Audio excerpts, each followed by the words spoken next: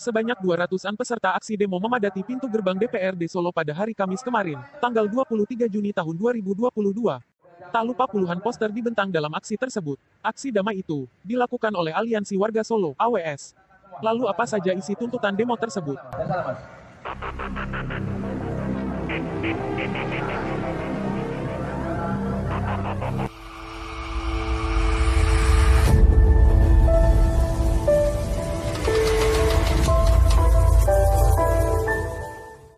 Pukul 9 pagi, peserta aksi sudah berkumpul di titik depan gedung perkantoran PDAM Solo.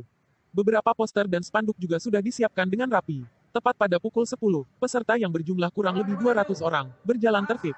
Mereka menuju depan pintu gerbang gedung DPRD Surakarta. Terlihat beberapa spanduk besar bertuliskan Aliansi Warga Solo (AWS) mendukung Daerah Otonomi Baru (DOB) dan Otonomi Khusus (OKSUS). Daerah Otonomi Baru wujud pemerintah serius sejahterakan rakyat Papua yang merata.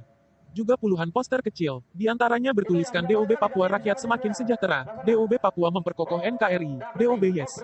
Dan masih ada beberapa poster kecil lainnya dengan isi tulisan yang hampir senada. Dasar kajian dan pemikiran kami, memang saya rasa sudah layak, dan sangat tepat jika kami menyatakan dukungan terhadap rancangan undang-undang terbaru terkait pemekaran di wilayah Papua, ujar Dr. BRM Kusuma Putra, SH, MH, 49, koordinator aksi, saat dikonfirmasi dengan awak media yang hadir dalam acara demo tersebut. Seperti diketahui bersama, Dewan Perwakilan Rakyat Republik Indonesia, DPR RI, telah menyetujui 3 rancangan undang-undang RUU, yaitu RUU Provinsi Papua Tengah, RUU Provinsi Papua Selatan, RUU Provinsi Papua Pegunungan Tengah. Ketiga provinsi baru tersebut, nantinya akan bernama Haanim, Mipago, serta Lapago. Ketiga nama baru tersebut, diberikan sesuai wilayah adat Papua. Anehnya, pemekaran di wilayah Papua itu, malah direspon dengan demo penolakan secara besar-besaran di sejumlah kota di Papua. Alasan para pendemo yang menolak tersebut, adanya kekhawatiran dominasi penduduk dari luar Papua, sehingga marginalisasi, meminggirkan orang asli Papua, juga beban birokrasi biaya tinggi serta korupsi, lalu kekhawatiran ekspansi korporasi dan perampasan tanah adat, hutan, dan sumber daya lainnya. Kami juga khawatir adanya militerisasi dan represi negara, perpecahan konflik antar kelompok di Papua, dan melihat pemekaran hanya sebagai strategi penaklukan dan penguasaan. Begitulah alasan para pendemo yang menolak RUU tentang pemekaran wilayah tersebut. Namun bagi Aliansi Warga Solo (AWS) justru memberikan dukungan penuh terhadap RUU pemekaran Papua tersebut. AWS mendukung dan mendorong pemerintah negara RI dan DPR untuk segera mengesahkan dan merealisasikan RUU tersebut, untuk menjadi dasar pemekaran daerah otonomi baru Papua tersebut. Beberapa alasan yang mendasari dukungan itu antara lain. Pertama, terkait UUD 1945, yang mengamanatkan tujuan negara, yaitu melindungi segenap bangsa Indonesia dan seluruh tumpah darah Indonesia, memajukan kesejahteraan umum, dan mencerdaskan dan Lapago untuk Provinsi Papua Pegunungan Tengah tahun 2001, yaitu melindungi segenap bangsa Indonesia dan seluruh tumpah darah Indonesia, memajukan kesejahteraan umum, dan mencerdaskan kehidupan bangsa, dan upaya pemerintah untuk mewujudkannya, dengan membagi kewenangan penyelenggaraan pemerintahan atau desentralisasi. Desentralisasi tersebut diberikan kepada daerah Papua dengan otonomi khusus. Bahkan sudah sejak lebih 20 tahun silam lewat UU 21 tahun 2001, tentang otonomi khusus bagi Provinsi Papua. Serta dirubah kedua kalinya dengan UU nomor 2 tahun 2021. Alasan kurang fokusnya penyaluran keuangan, dan kurang optimalnya pelaksanaan anggaran, dan kurang kuatnya pengawasan anggaran. Alasan kedua, sejak diberlakukannya otonomi khusus itu, wilayah Papua mengalami peningkatan kesejahteraan. Walaupun kondisi tersebut memang belum sesuai target yang diharapkan. Hal ini, karena konflik dan wilayah Papua memang sangat luas. Padahal dana dari pemerintah, sudah banyak digelontorkan untuk mendukung diberlakukannya otonomi khusus tersebut. Mulai alokasi dana umum, DAU, dana tambahan otonomi khusus, OKSUS, hingga dana transfer ke daerah dan desa, DTKDD. Semua dana tersebut hingga tahun 2021, totalnya bisa mencapai 800 triliun rupiah lebih, ujar Kusuma Putra dalam orasinya di atas mimbar mobil bak terbuka. Bahkan ditambahkannya lagi, semua dana tersebut, khususnya dari DAU, telah diperpanjang lagi dari tahun 2021 sampai tahun 2041.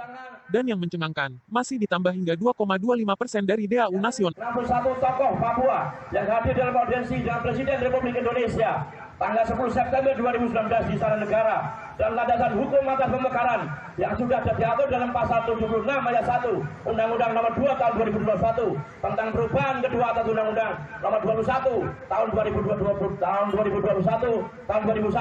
tentang otonomi khusus bagi Provinsi Papua tersebut, serta demi kesejahteraan, kemakmuran, kedamaian. Sekali lagi, demi kesejahteraan, kemakmuran, kedamaian, pemerataan pembangunan di segala sektor. Dan yang mencengangkan, masih ditambah hingga 2,25% dari DAU nasional. Jelas dana-dana tersebut menjadi anggaran terbesar yang digelontorkan oleh pemerintah dan negara RI untuk sebuah provinsi dibanding provinsi lainnya di Indonesia, teriak Kusuma di bawah senatan matahari, yang mulai garang membakar kulit para peserta demo. Namun dana-dana tersebut pada kenyataannya memang tidak mencapai target, karena beberapa kendala. Seperti hasil evaluasi dari pemerintah sendiri.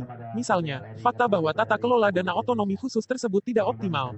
Hal itu karena kurangnya perencanaan anggaran, kurang fokusnya penyaluran anggaran, kurang optimalnya pelaksanaan anggaran, serta kurang kuatnya pengawasan anggaran.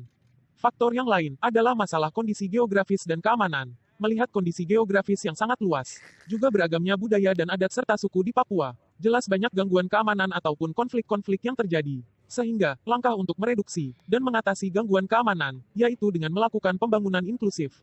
Termasuk di dalamnya pemekaran daerah provinsi sebagai satu strategi. Pemekaran bisa mendukung pemerintah Republik Indonesia untuk mempertahankan Papua tetap menjadi bagian dari negara kesatuan Republik Indonesia. Setuju teman-teman? Sekali lagi teriakan dengan keras, setuju teman-teman?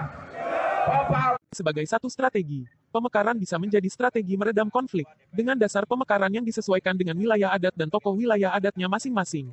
Dengan begitu, penyelenggaraan pemerintah daerah dan pembangunan bisa tercapai dengan optimal, lanjut Kusuma Agi. Satu hal lagi, yang juga menjadi dasar legalitas pemekaran tersebut, didukung oleh aspirasi dan masukan sekitar 61 tokoh Papua yang hadir dalam audensi dengan Presiden RI pada tanggal 10 September tahun 2019 di Istana Negara. Pertemuan tersebut menjadi ajang konsolidasi agar pembangunan di Papua bisa berjalan dengan optimal. Dasar hukum pemekaran Papua juga menjadi agenda nasional seperti yang tertuang dalam Perpres 18 tahun 2020 tentang Rencana Pembangunan Jangka Menengah Nasional tahun 2020 sampai tahun 2024. Itulah semua alasan yang disuarakan oleh AWS dalam aksi dukungannya terhadap Rencana Pemekaran Wilayah Papua atau otonomi khusus baru tersebut. Demi kesejahteraan, kemakmuran, kedamaian, pemerataan pembangunan di segala sektor dan keamanan bagi masyarakat Papua, maka Aliansi Warga Solo, AWS, mendukung pemerintah negara Republik Indonesia untuk segera merealisasikan dan melaksanakan program rencana pemerintah tentang pemekaran daerah otonomi baru, DOB, di Provinsi Papua, dan melanjutkan program pemberian otonomi khusus untuk Provinsi Papua. Sebelum aksi berakhir, koordinator aksi bertemu dengan pimpinan DPRD Kota Surakarta, yaitu Budi Prasetyo. Dalam pertemuan itu, diserahkan 3 bendel surat yang ditujukan kepada DPRD Surakarta, DPR RI, serta Presiden RI. Isi surat tersebut berisi pernyataan sikap, alasan dan dasar, argumen hukum, pendapat hukum, serta kajian ilmiah, mengapa AWS mendukung dan mendorong adanya rancangan UU Provinsi di beberapa wilayah Papua, untuk menjadi dasar pemekaran dan mendorong terrealisasinya daerah otonomi baru, DOB, Papua tersebut, ujar Kusuma Putra mengakhiri aksi damainya.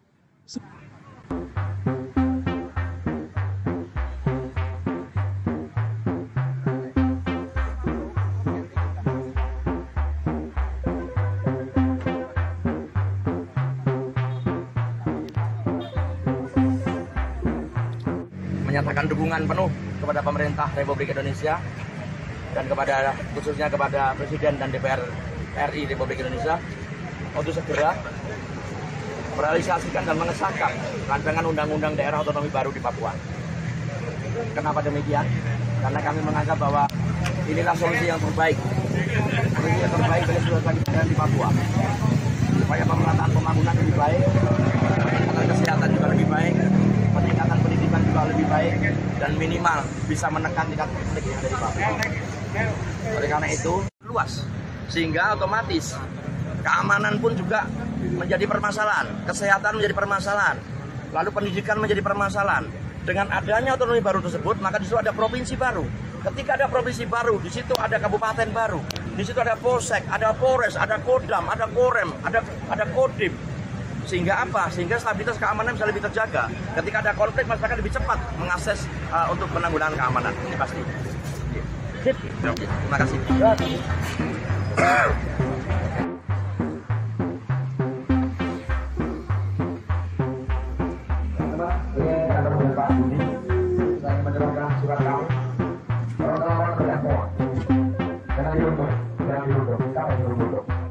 Jadi tentunya dengan disahkannya RUU ini menjadi undang-undang, nanti kan akan ditindaklanjuti oleh pemerintah pusat berkaitan dengan pembentukan daerah otonomi baru di Papua. Jadi tahapan-tahapannya memang nanti akan berjalan. Tentunya akan ada sosialisasi yang akan dilakukan oleh pemerintah pusat maupun ditindaklanjuti oleh DPR. Jadi surat yang sudah disampaikan kepada kami melalui DPR nanti akan kita sampaikan kepada Presiden dan juga DPR.